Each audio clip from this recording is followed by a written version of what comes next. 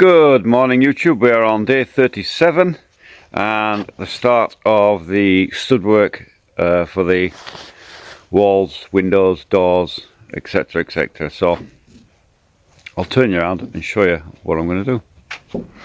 So my plan today is to get this wall here, which is the kitchen entranceway into the terrace, to get it completely studded out. So we've got the doorway there, we've got the window there, some stud work there, some stud work there, some stud work there.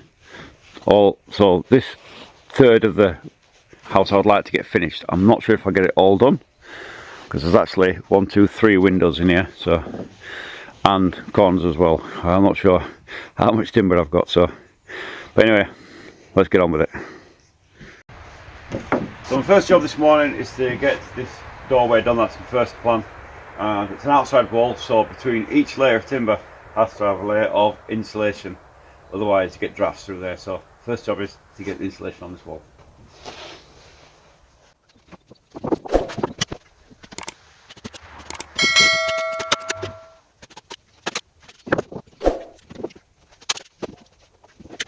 So today I've moved on to the old Chinese battery powered sprayer. The reason is that the pressure sprayers keep getting blocked up every 2 minutes. It's like, I've had enough of it. They need to be, basically the in the antiseptic there's like leftovers, if you like, asadkin or something, and it blocks up the holes, and it's like one thing after the other. With this, to unblock, all I have to do is just unconnect that, pull that off, put that under the pressure washer, under the compressor, just blow it through, and that's it. It's just clear again. Only takes a second, so it's quite useful like that. But the trouble with these Chinese ones is the batteries, again, are useless. They're a pretty standard battery. This lasts about 1 minute and 20 seconds on this thing. That's it, that's all you get. But I found that the batteries from the Chinese saw are exactly the same size, and they fit on here just beautifully. So I've got one on charge now. I've only got one left, one broke. Put it on charge and they work forever. So it's pretty good. It throws out this stuff brilliantly. You've got a control for the thing, for the spray, and but the thing is quite small, so you're constantly refilling it, unfortunately. But in retrospect, if I thought about it, probably the better way would have been to get one of those big giant ones with a air hose and use the compressor. Would have been much better effective. But it is what it is, and this will do for now.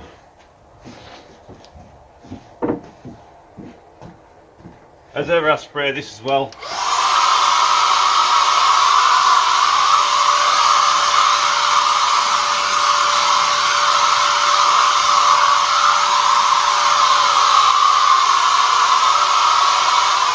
Make sure there's no bugs in there.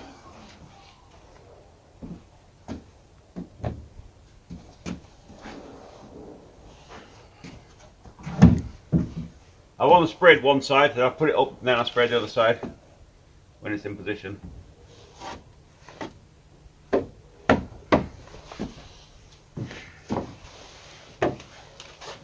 This is where the clamps come in really handy.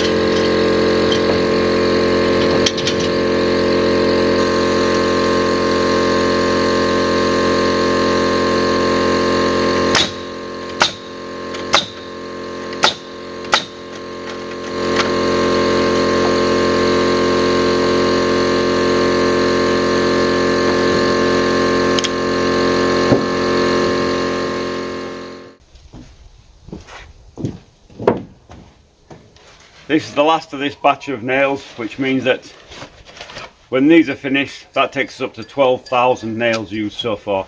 I have another 3,000 that I've got to collect. They're in the ozone at the moment.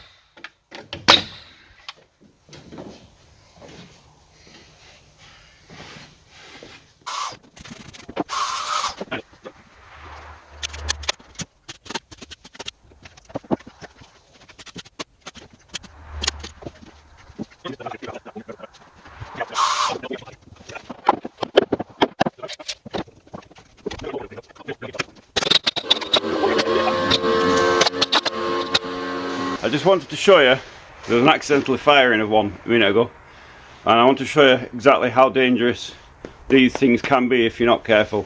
They've got a safety feature. Now my hand's away from the trigger. They've got a safety feature where they won't fire unless that's depressed. I'm not going to put my finger over the end, unless that's depressed. So you put it against it, that depresses, you fire the nail, right? But if you were to hold the finger on, you can just push it and it fires one in, right? So if you had your finger on that and you caught it against your clothes, you could end up with a nail in your leg. I'm not sure how far we're going, but I would think it'd be pretty painful. I'll demonstrate this. Don't try this one at home. It's kind of fun, but I'll show you just how dangerous these things are. I mean, I don't know if they'll stick in the actual wall or hit me in the face, but we'll give it a try just for experimental purpose. So that's the thing that's held it back, and then you hit the trigger. There we go. As you can see from that distance, it stuck a nail straight into the timber. I'm not sure if I got that on camera, but yeah. So you can imagine, if you've got a child or something around, you don't want a child around. That's the result of these things. Very dangerous things if not used properly and carefully. So after my little demonstration, remove their things and they nailed it. Actually went in about a centimetre, but quite a good amount. Just less than an inch into the timber from that distance. So very dangerous things.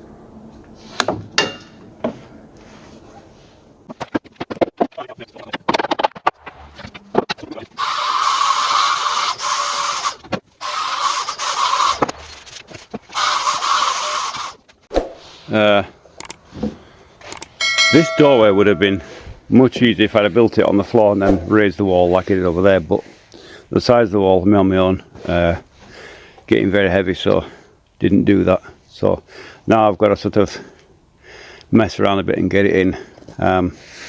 Obviously I can't nail from the bottom up.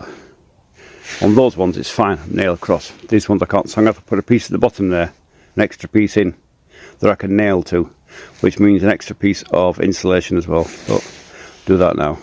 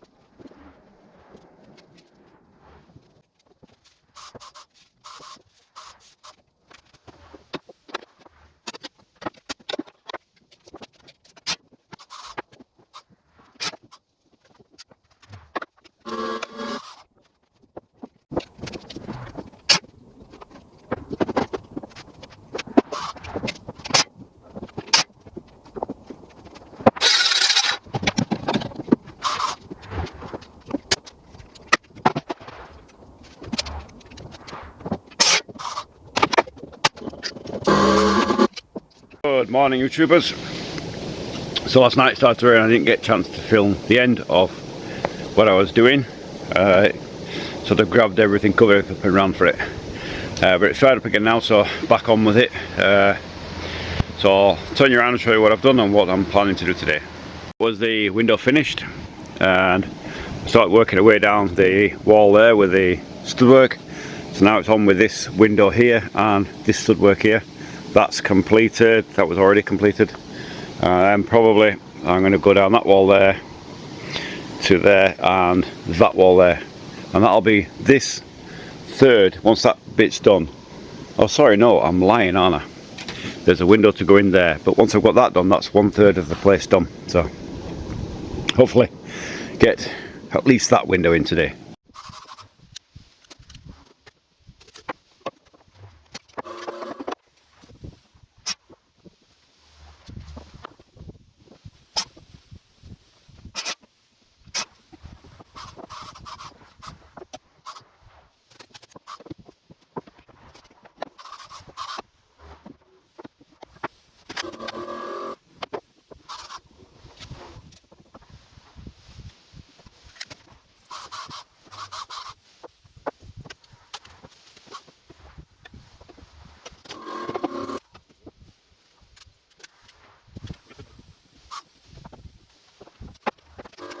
So that's it, that's the last nail I've put in. There is no more left now. I have to go to Ozone, which is about just up the road here, about 1 kilometre, and collect my next 3,000 nails. But it's a Sunday, so and it's quite nice weather, so I was thinking more along the lines of I've got some stuff to move about.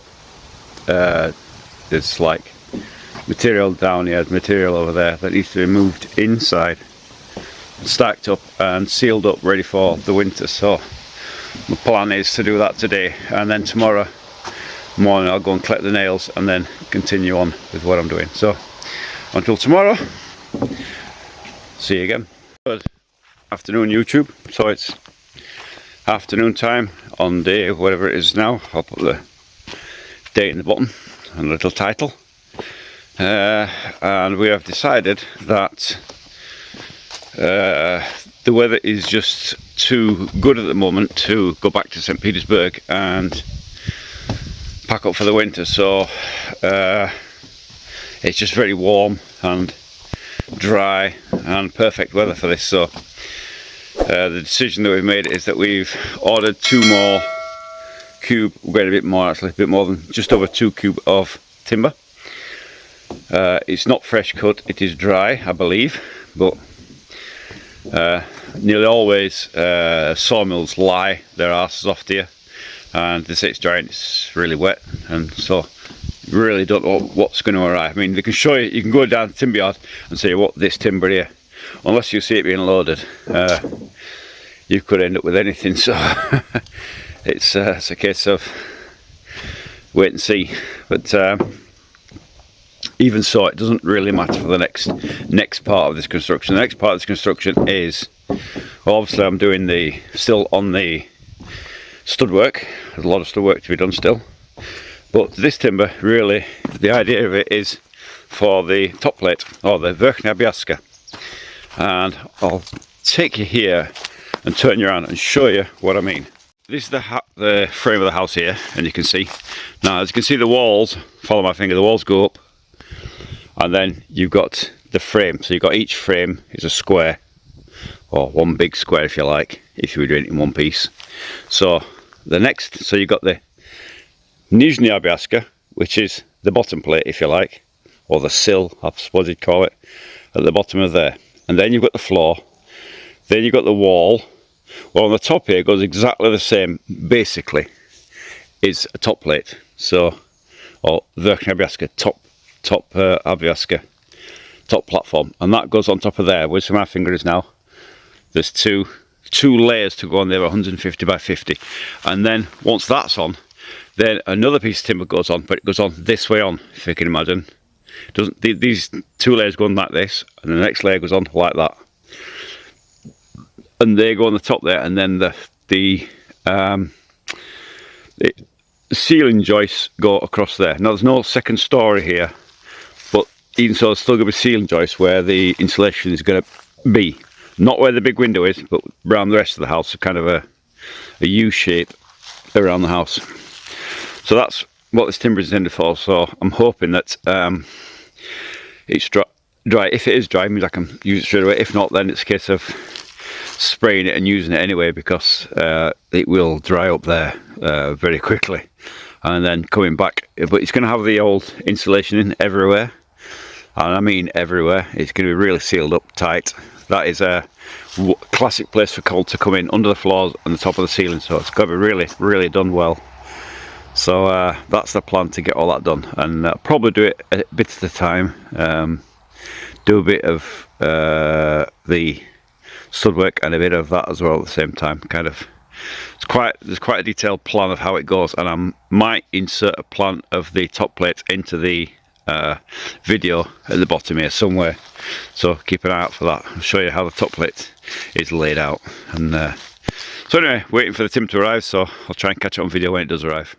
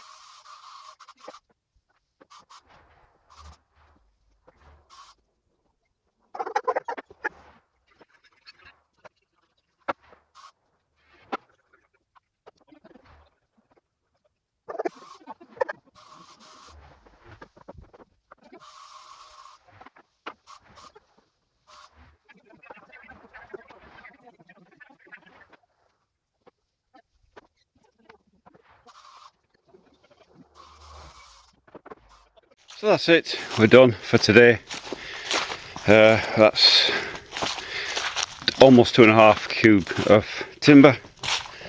It's not bad stuff, it's fairly dry. There is some odd wet ones in there, but generally it's, as I said, it's dry stuff, so very happy with it. It's all now sprayed up and ready for use. So tomorrow back onto the Pyramishka, the studs, and starting of some top plate, I think.